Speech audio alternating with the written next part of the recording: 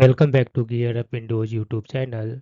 In this video, we will guide you on fix Microsoft Edge opens automatically with a startup of Windows 11. For this, you need to perform a few steps.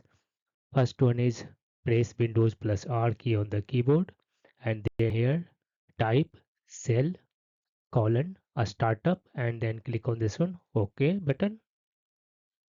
This will open a startup folder. Here find this one Edge entry and in case it is available, select it and delete it. After that, press right click on the free space on the taskbar and select here Task Manager option. In the Task Manager option, all you need to select a startup in the left sidebar, select a startup apps and find here Microsoft Edge entry MS Edge and right click on it and select here disable option. After that, click on the start button, then click settings.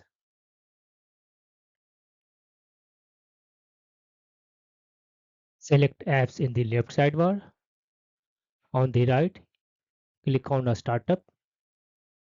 Under a startup, find this one Microsoft Edge entry.